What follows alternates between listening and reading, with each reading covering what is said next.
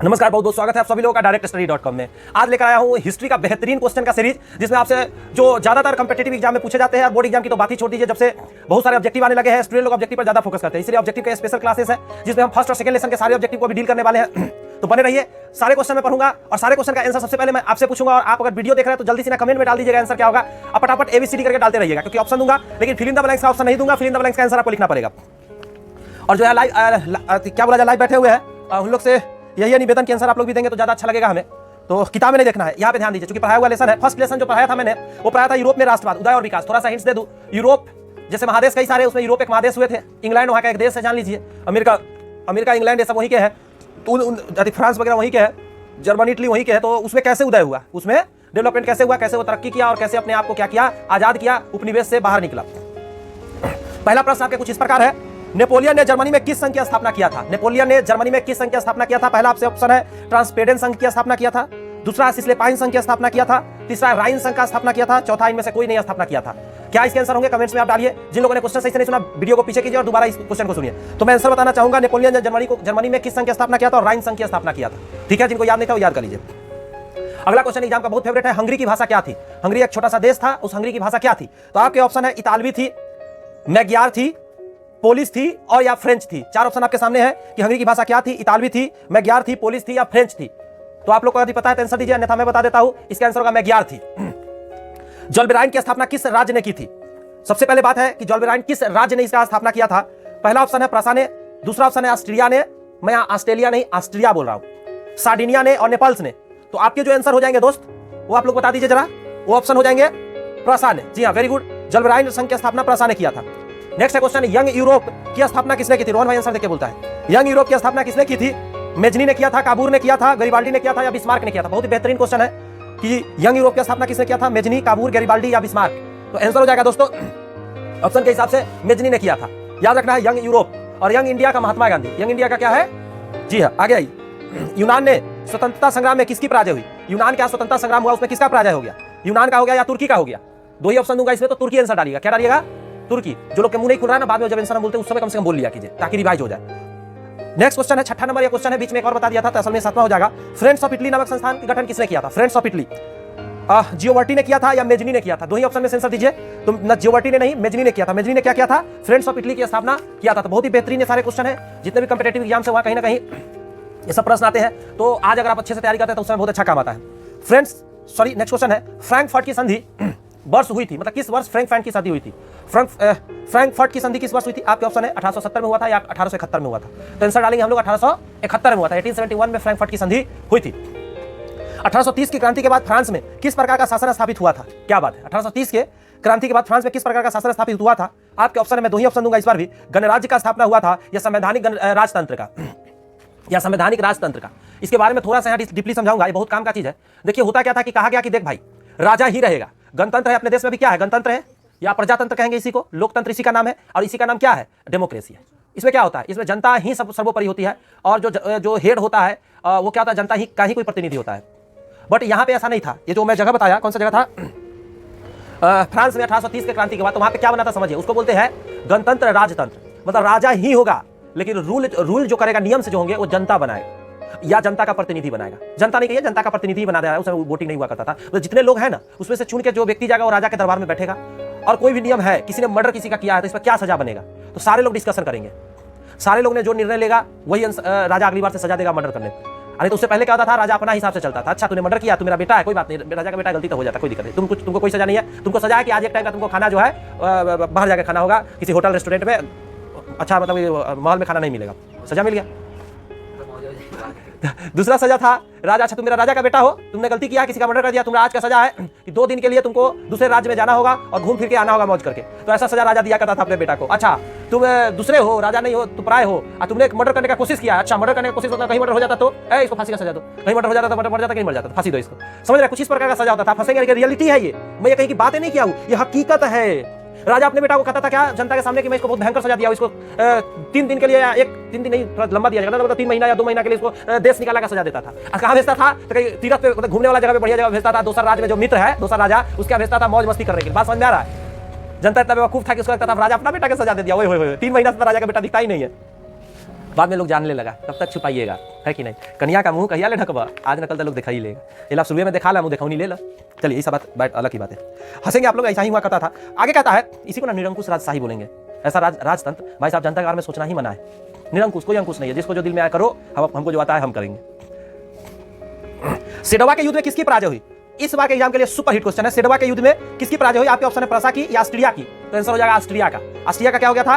पराजय हो गया था सेडोवा के युद्ध में। और आपको बता दूं, सीडान का युद्ध अलग है, सेडोवा का युद्ध अलग है। जी हाँ, आगे किस युद्ध के बाद जर्मनी का एकीकरण पूरा हुआ? What is the meaning of एकीकरण? देखिए होता क्या था पहले के समय में कि छोटा छोटा जगह का एक राजा हुआ करता था। जैसे भारत जैसे देश में आपको सुने होंगे कि भारत आजादी के बाद 565 टोटल रियासत था, यानी छोटा छोटा राज्य था।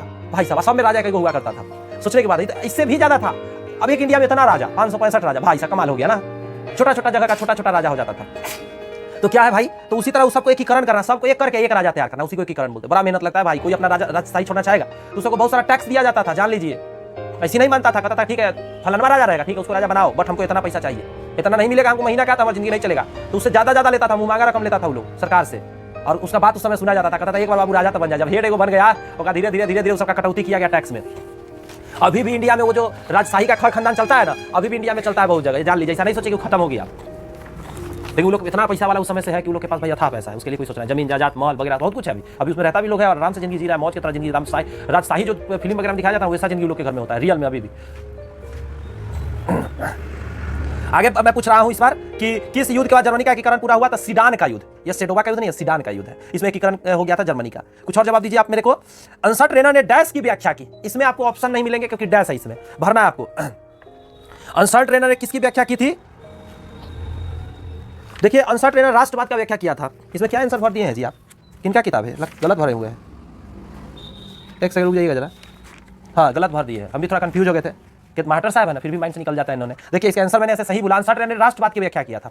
फिर कहता है फ्राइडरिक लिस्ट जो है, फ्राइडरिक लिस्ट जर्मन डैश थे।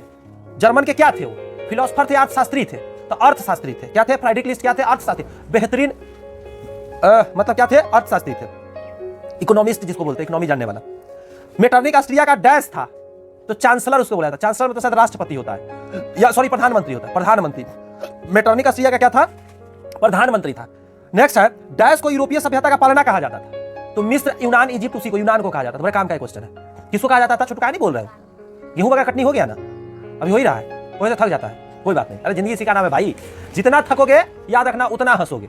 लाइफ में तुम ही मौज करेगा, जो ज्यादा आज मौज कर रहा है, रूल है इसका। हम जिस टीचर से पढ़ते तो बड़ा अच्छा लाइन बोलते थे, धर्मा चौधरी नाम था, और दादाजी मेरे लगते तुम इतना बेहतरीन लाइन बोलते थे। जे अभी हंसे जाए ना एक दिन रोज जाए। वो क्या कहते थे? जे अखनी हंसे जाए एक दिन रोज जाए, जे अखनी रोज जाए एक दिन हंसे जाए। तुमका कहने का मतलब यह था कि कम उम्र में अभी शरीर आपका एकदम टकाटक है, एकदम पावरफुल है, अपनी जितना लेबर कर सकते हैं कर लीजिए। जैसे अमर भैया जिम में जाकर एकदम पूरा देह हाथ तोड़ रगड़ दिया, तो ये मेहनत कहाँ उतार देना है? कॉपी किताब कलम पर रगड़ देना है। जीवन पूरा बचा हुआ है, और जब वो शरीर काम नहीं करेगा उस समय अखनी का नॉलेज काम आता है। मैं आपको प्रूफ की बात बताता हूँ, मैं अपना बड़ाई नहीं कर रहा हूँ, लेकिन वो काम की बात बता रहा हूँ। आज कंपटीशन टीचिंग लाइन में बहुत हैप्पी हो गया है, लेकिन मैं मेहनत करता हूँ आज भी। एक एक पल में पढ़ाई कर देता हूँ, पढ़ाते रहता हूँ, नहीं तो पढ़ते रहता हूँ, उसके अलावा कुछ भी नहीं करता। मोबाइल वगैरह का रील्स तो देखा हुआ क्या दिन हो जाता है, ये रियलिटी है। 2-2 3-3 मोबाइल होने के बाद भी नहीं देखता हूँ, और मैं पढ़ाई पर ज्यादा फोकस करता हूँ। आज इससे बेनिफिट है, हमको सोचना नहीं पड़ता है। बच्चा चाहे वो आर्ट्स का हो, कॉमर्स का हो, साइंस का हो, आता है वो मेरे यहाँ ज्वाइन कर लेता है। क्यों? क्योंकि मैं हर चीज पढ़ाता हूँ। चाहे वो सीबीएसई का बच्चा हो, चाहे बिहार बोर्ड का बच्चा है, मेरे यहाँ के ज्वाइन कर लेता है। कंपटीशन छोटा कर रहा हो या बड़ा कर रहा हो, उसको जाने नहीं देते हैं। सीजीएल तक इंग्लिश में करा रहा हूँ भाई साहब। बहुत ही कम कोचिंग ट्यूशन बचा हुआ है जहाँ फुल्ली इंग्लिश मीडियम में सीजीएल कराता है, और हम सीजीएल कराना शुरू कर चुके हैं इंग्लिश में। मैं पटना में ऑलरेडी पटना ब्रांच पे पढ़ा रहा हूँ, और यहाँ रजासन ब्रांच पे फुल्ली इंग्लिश मीडियम में। भाई साहब कॉमन सेंस की बातें हैं, समझदार समझेगा कि कितना टफ बातें हैं। और आज बहुत बच्चे जानते हैं इस बात को कि मैं शुरू में बहुत ही कमजोर स्टूडेंट रहा हूँ अपने लाइफ में पढ़ने में, लेकिन आज इतना कैसे होता है? क्योंकि दिन रात पढ़ता हूँ। जो मेरे को सबसे शुरू में जानता है वो आज अभी तक सच में पढ़ा लेता है क्या? कि मजाक करता है? लेकिन ऐसी बातें नहीं है। तो ये बात मैं आपको एग्जाम्पल के तौर पर सुनाया हूँ कि कर सकते हैं, अभी कुछ ना कुछ ऐसा कर सकते हैं। मेहनत में बहुत ताकत है भाई, मेहनत में दुनिया पलट सकता है। मैं जीतन मांझी बोल दिया, ये तो इनका नाम ले लिया। ऐसे एगो मांझी द माउंटेन मैन थे ना, उन्होंने क्या किया था? उनकी पत्नी मर गई थी, गर्भवती पत्नी थी, और उसको पहाड़ को ऐसे टर्न होकर जाना पड़ता था दूसरे जगह इलाज कराने के लिए, शहर को। और वो पहाड़ के बीच में रास्ता हो जाता था, क्या होता पता है? एक ऐसा रास्ता बन जाता जिसको 4 घंटा के जगह पर 4 घंटा पता नहीं कितना समय लगता था, उससे कम समय में वो पार जाया जा सकता था। 4 घंटा के समय को शायद आधा घंटा उन्होंने कर दिया। वो तोड़ दिया, एक छेनी हथौड़ी से तोड़ते कुछ साल लगा, तोड़ दिया, पूरा पहाड़ रास्ता बना दिया। भाई करने से कुछ भी हो सकता है, बस वही बात है। हम बार लाइन बोलते हैं। तो हम बता रहे थे आपको, आइए क्वेश्चन पर। मेटरनिक ऑस्ट्रिया का डैश था, तो चांसलर था। क्या था? चांसलर था। मैं आंसर देखते चल रहा हूँ कि कुछ भी गलती नहीं। हाँ आगे बढ़ते हैं। डैश को यूरोपीय सभ्यता का पालना कहा जाता है, तो यूनान को, ये तो मैं बता दिया। आगे कहता है एड्रियानोपुल की संधि तुर्की और डैश में हुआ था। वाह बेहतरीन क्वेश्चन। एड्रियानोपुल की संधि तुर्की और रूस के बीच हुआ था। कहां हुआ था बुआ? हाँ तुर्की और रूस के बीच हुआ था एड्रियानोपुल की संधि। यंग इटली का स्थापना डैश ने किया था, बताइए तो, बताया हूं थोड़ा देर पहले, मेजनी किया था। यंग इटली कौन बनाया था? मेजनी बनाया था। नेक्स्ट आता है लाल कुर्ती वालों का गठन डैश ने किया था, जवाब दीजिए। गैरीबाल्डी ने किया था। इसका ट्रिक भी दे देते हैं, लेकिन ऐसा याद रहता है, नाम में देगा क्या, गैरीबाल्डी दे देगा, मेजनी दे देगा, कुछ भी देगा आप, लेकिन आंसर हो जाएगा। अच्छा, कुर्ती कैसा है? तो लाल है। लाल कैसे हुआ था? बाल्टी में डुबाकर रंग में, तो गैरीबाल्डी, जिसमें बाल्टी लगा हुआ रंग, लाल रंग कैसे कुर्ती हो गया? तो याद रखना गैरीबाल्डी इसका आंसर रहेगा। मेटरनी का पतन डैश वर्ष में हुआ था, क्या बात, बेहतरीन क्वेश्चन। मेटरनी का पतन किस वर्ष में हुआ था बताइए, कोई आदमी जानते हैं तो? आंसर 1848 में, 1848 में हुआ था। 1848 में मेटरनी का पतन हो गया। अच्छा, what is the meaning of पतन? पतन मतलब हार जाना, गद्दी सत्ता छोड़ देना, जिस पद पर उससे अलग हो जाना। सेडो कौन सा दिन है जी? बुधवार है ना, बीफे बुधवार है। सेडोवा का युद्ध डैश वर्ष में हुआ था, यह भी बेहतरीन क्वेश्चन है। तो 1866 में हुआ था, 1866 में हुआ था सेडोवा का युद्ध। आगे कहता है जर्मनी के एकीकरण के बाद जर्मन सम्राट डैश बन गया। तो जर्मनी के एकीकरण के बाद जर्मनी का जो सम्राट बना था ना, वो विलियम प्रथम बना था। देखिए आंसर दे लेगा, मैं देखा, जी हाँ, विलियम प्रथम बना था। तो कहने का तात्पर्य क्या है कि बड़ा बेहतरीन क्वेश्चन है। आप थोड़ा सही गलत कर दीजिए मेरे साथ साथ। फ्रांसीसी क्रांतिकारियों ने यूरोप में राष्ट्रवाद का प्रसार किया था, सही या गलत? फ्रांसीसी क्रांतिकारियों ने यूरोप में राष्ट्रवाद का प्रचार किया था, तो एकदम सही बात है। फ्रांसीसी क्रांतिकारी पूरे यूरोप में प्रचार कर दिया था। फ्रांस को तो स्वतंत्र किया ही क्या, राष्ट्रवाद। अच्छा, राष्ट्रवाद क्या होता है जी? राष्ट्रवाद एक ऐसा विचार या सोच है जिसमें जनता या जिस व्यक्ति के अंदर यह भावना आती है, वो अपने देश को हर हाल में अच्छा करना चाहता है, उसके लिए वो अच्छाई और बुराई दोनों रास्ता पे चलने को तैयार होता है, उसे हम लोग राष्ट्रवाद कहते हैं। मेटरनिक उदारवादी राष्ट्रवादी था, ये बात सही है गलत है? गलत है। मेटरनिक उदारवादी राष्ट्रवादी नहीं था, मेटरनिक प्रतिक्रिया राष्ट्रवादी था। बहुत भयंकर खतरनाक था वो, प्रतिक्रियावादी था। प्रतिक्रियावादी कैसे व्यक्ति होता है? तो खतरनाक रिएक्शन लेता है किसी भी बात पे।